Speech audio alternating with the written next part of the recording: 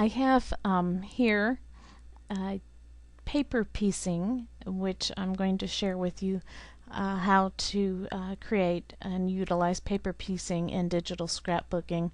I have made this heart shape myself. You can get paper piecing as you can do in traditional scrapbooking with papers. You can get paper piecing patterns in many different places. However, you must remember that those are most likely copyright and you're not going to want to utilize them to sell, but certainly maybe you can utilize them for your own pages. You can also sometimes use coloring book pages, but remember that those are copyright also. But I've made this heart. You can see this layer, which is invisible, is my original heart layer shape, and I've made it into these 4 layers, which are 4 individual pieces to make up this heart template. And what I'm going to do, I have 2 pieces of paper here that I'm going to utilize to fill in this heart, and I'm going to copy them, duplicate them, and put them right above the layer that I want to fill them in with. And so I want that layer to be my striped paper, and I want that layer to be striped paper. I'm going to duplicate this solid color paper now and bring it up. Duplicate it again and bring that up. And now let's activate all those so that they are all visible. And now what I'm going to do is simply click on the paper layers, and I'm going to hit Control G on my keyboard, and you can see now that this is now grouped with the template layer, and this paper now takes on the shape of the template. This is a great non-destructive way of using templates so that you don't mess up your template shapes. I'm going to continue doing a Control G for each of the layers, and let's go ahead and activate this background layer and move it over a little bit. Now you can see there I have a very cute heart that I've made. I can go back and add drop shadows to each of these layers. If you've got them grouped, that layer style is going to need to be on the template layer rather than the paper layer. And now you can see here I have a cute little heart that I've made out of the paper piecing. I'm going to go ahead and share with you. I have another one here that I made, a different shape heart, and I've already got it filled in with all the pieces, so I'm going to make those invisible. And I'm going to go ahead and show you how this works. I'm going to duplicate this layer and bring it up once again. I'm going to put this, where'd it go? Let's undo. I've moved it accidentally rather than duplicating it. Okay, I'm going to put it right above each of the layers if I don't goof that I want it to go with.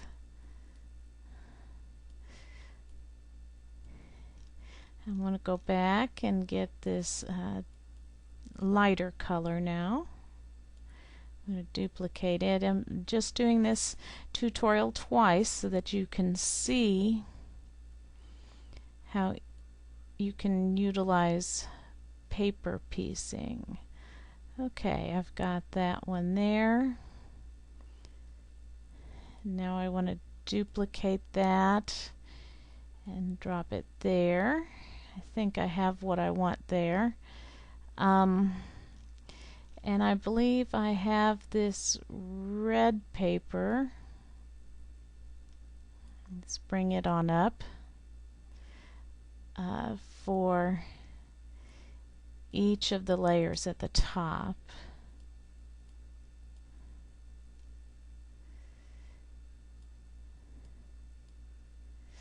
Now let's see if we can work some magic here. I'm going to go through each one of these and hit Control G on my clipboard so that they take on the shape of the layer. I guess it would help if I made all of these shapes visible.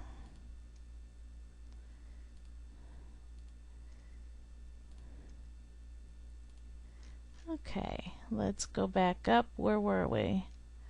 We're going to now group this one together.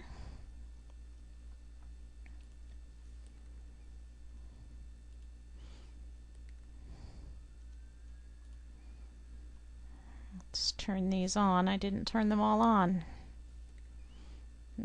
By turning on, I mean making them visible. And now if I go back and I add the layer styles to each of them,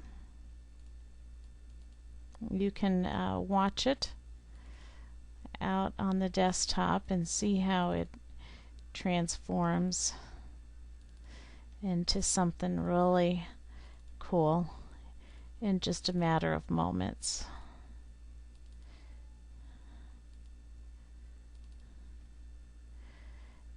And I can see right here, you turn that paper on and turn this paper on, and there you go.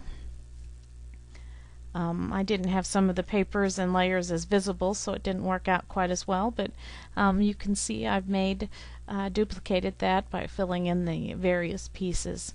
And I hope you've enjoyed watching this tutorial, and I'm going to go ahead and put these pieces, these templates, these paper piecing templates for as a free download, and you can bring them into your program and play with them. And if you make some really cool hearts, please do share them. Of course, remember that you cannot make these with other people's papers because that would be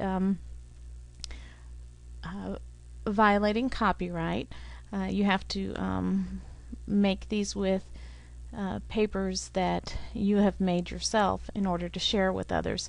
If you want, you can go ahead and maybe make these with any papers that you have and put them in a layout and maybe just share that layout. That of course would be fine to do, but if you're going to be offering them up as a free download for others, make sure that you are using only papers that you've made. And I look forward to seeing what you have done, and have fun.